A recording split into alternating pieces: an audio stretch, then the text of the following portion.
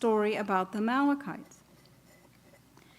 On this interpretation, the story of Samuel and the Amalekites is one episode in a chronicle of the birth and ongoing formation of the Israelite people, in which God's primary aim is to form this people for union with himself. In the world of my thought experiment, there is also another story, only one which we don't have, whose main subject is the formation of the Amalekite people.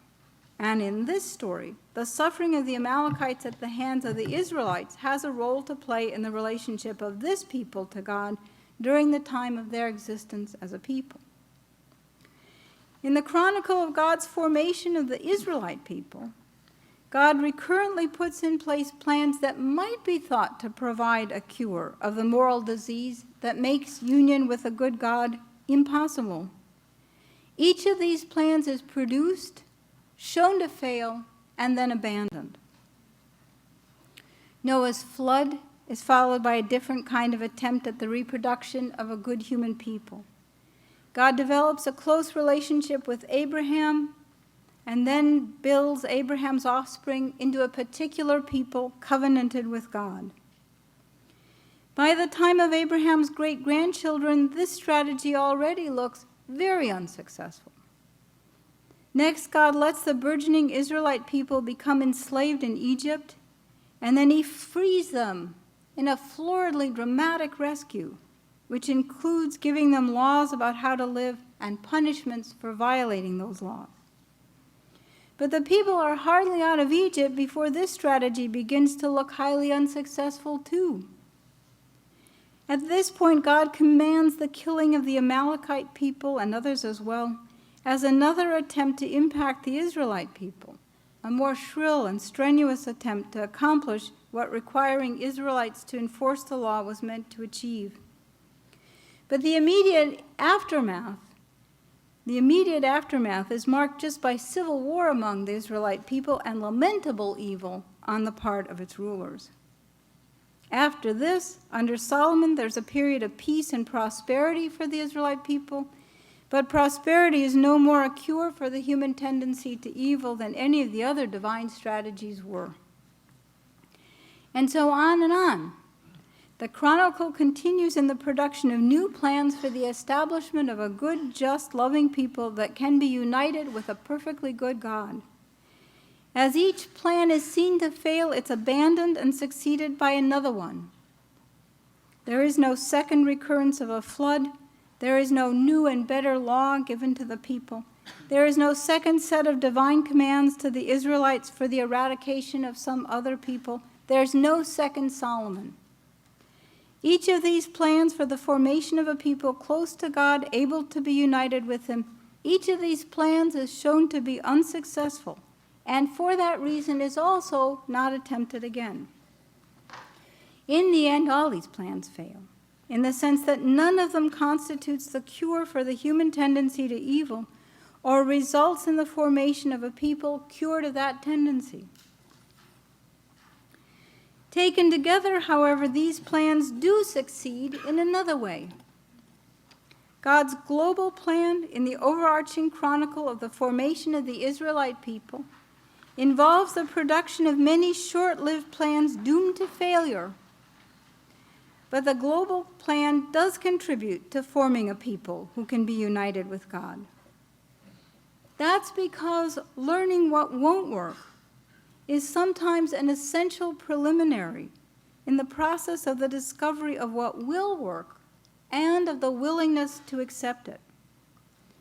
We are familiar with this sort of phenomenon on a much smaller scale in the lives of individual human beings, where the stakes and the suffering are correspondingly smaller. Sometimes a person is not willing to accept what is necessary for the regeneration of his life until everything else has been tried and found to fail. In the overarching chronicle, it is God's global plan, consisting of a series of localized failures. It's the global plan that's meant to be successful. So here's what I want to say in conclusion. In this paper, I've done nothing to address the problem of evil in general or the problem of evil as it's raised by the suffering of the Amalekites and the animals in the story. For the sake of the thought experiment, I have just stipulated that in the putatively possible world of the thought experiment, there is some morally sufficient reason for God to allow the suffering of human beings and animals. If in the actual world there is no such reason, then of course we don't need to worry about the story of Samuel and the Amalekites. There are weightier and more pressing reasons for rejecting theism than this story. If it can be shown on the grounds of the problem of evil that theism has to be rejected, then this story and others like it lose much of their interest. So in order to consider what there is about the story that is interesting and that raises the problem of evil in a way peculiar to the story, it helps to bracket the problem of evil in its general form, as I've done in the thought experiment.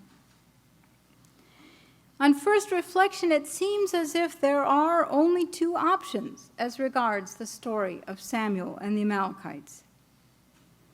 Either reject the story in one simple or more complicated way, as making false claims about commands by God, or else accept those claims as true, but at the cost of giving up deeply entrenched moral intuitions. But the thought experiment shows that these are not the only options for dealing with the story. On the reading of the story in the thought experiment, the story is part of a much larger narrative having to do with the raising of a people. Because we are a child-centered culture, we think a lot about the raising of human beings, one human being at a time.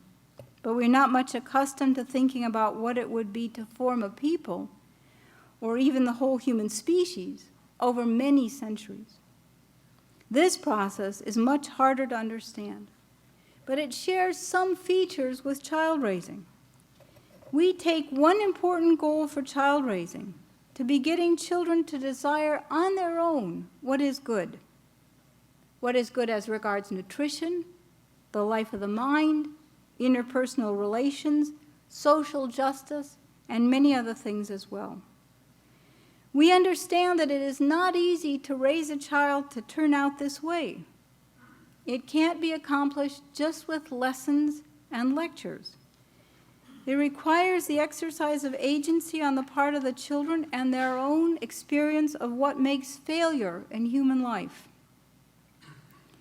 Plainly, forming a people or the whole human species with an analogous goal is even more difficult and complicated. The stories of the Hebrew Bible form one larger narrative about a process of formation of this sort for one people. When the story of Samuel and the Amalekites is seen within the context of the larger narrative, then its troubling features look different too. So interpreted, in my view, the story can be woven into the putatively possible world of my thought experiment. In the larger narrative, which is the context for the story about the Amalekites, God values human agency not because, or not only because, the human agents bring about something in the world that God wants to have accomplished. Rather, God values it at least in part because of its effects on the agents. In the miserable process of formation through experience, one of the things a people can learn is what will not work to make a people just, good, and loving.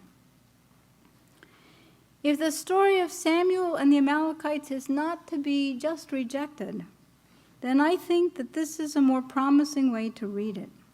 At any rate, it seems to me that this way of thinking about the story would be helpful for Benjamin Netanyahu. And I'm done. Thanks.